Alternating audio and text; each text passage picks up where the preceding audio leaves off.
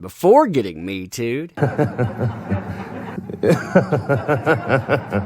and after. So yesterday, this video was throttled. Why? Because we're talking about a rocket man getting Me Too'd, getting sued, and how he backed these same type of accusations when pointed at another person. So on to our program. Breaking news and instant karma as the rocket man faces some bombshell accusations. You know, those same type of allegations he's allegedly been footing the bill for when it comes to a certain nameless person trying to destroy the life of JD. Now, fascinatingly, some of these accusations, they sound just like what that nameless person supposedly said about the rocket man when she was levying accusations about him spying on her, about him being jealous, and so much more. Now, you and we are going to cover these bombshell accusations. And let me be very clear. I am not saying these accusations are true in any way. Instead, this is a cautionary tale saying beware of the landscape you create. Why? I can promise you that no one is safe. Not one of you. Not one of you. Not anyone out that door. No one is safe as long as someone is willing to say one sentence, takes one sentence, and then there's no more ground.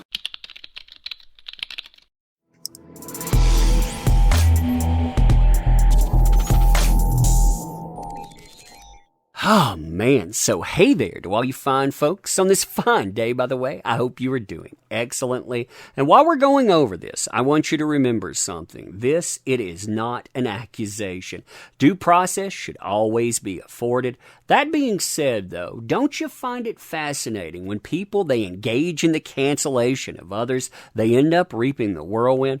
What then do the rules suddenly change? Now, as far as this court case is concerned, this is filed in Los Angeles. It starts up 08/17/2021, and it's filed by a Jane Doe participant. What we're looking at are damage listings, accusations, and on. Now, as far as the accusations levied against the rocket man are concerned, or the complaints for damages, they break down into 5 categories. You have intentional infliction of emotional distress.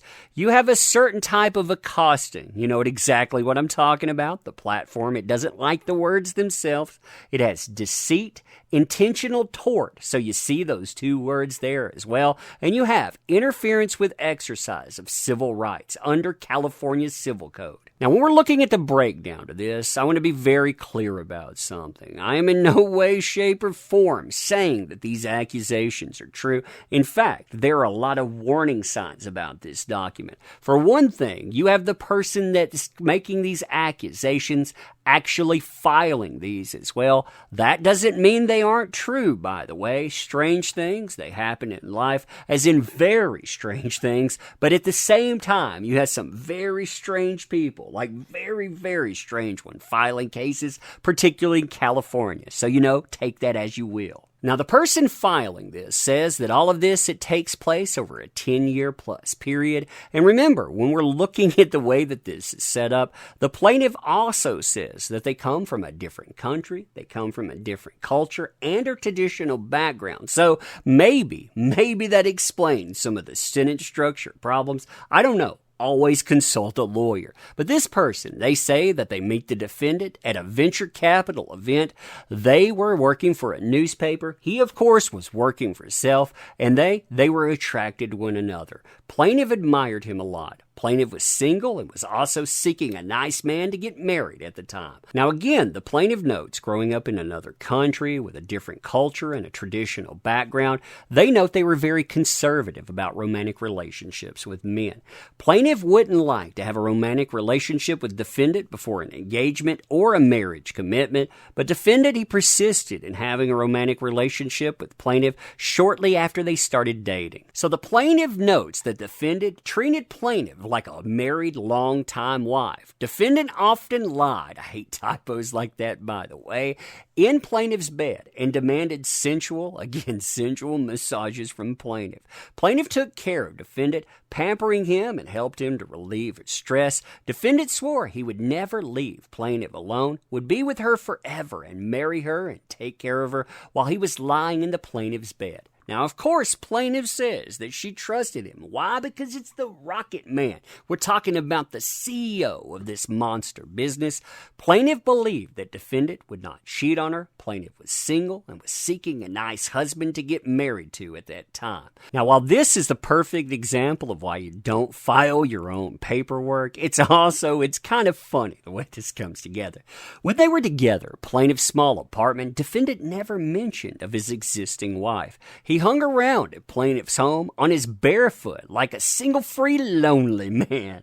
I love that. Man, he's just running around barefoot, like those single free lonely mans do. He'd hug and kiss plaintiff. It also misled plaintiff and made plaintiff think that defendant was going to marry her. It made plaintiff fall deeply in love with defendant and treated defendant like her future husband. And basically, she did everything with him. That's what she's going into there. Trust and violation of trust. Now, after disclosure in the ensuing breakup, you have the revenge coming on. In the past 10 years, till this day in August of 2021, plaintiff has been severely persecuted, harassed, and abused by the suspect to revenge her love. Now, it includes all plaintiff's personal accounts and electronic records, including but not limited to legal, financial, medical, auto, fitness clubs, and lab health tests, court reporter deposition reports, and more, them being hacked, altered, and falsified maliciously because of revenge.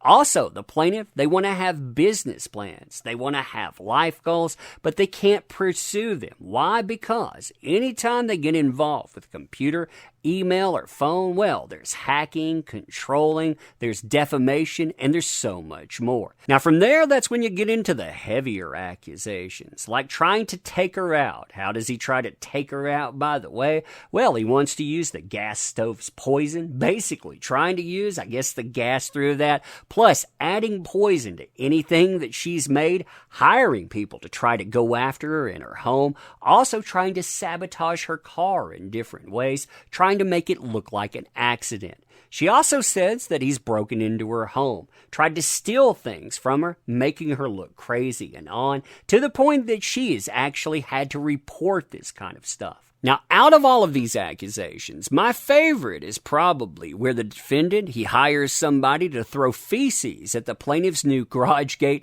to harass the plaintiff over 17 times. She says that out of 1,700 units within her community, she is the only person to be targeted like this. So yeah, it has to be him. Look at this background here and look at all of the things that he has done to me.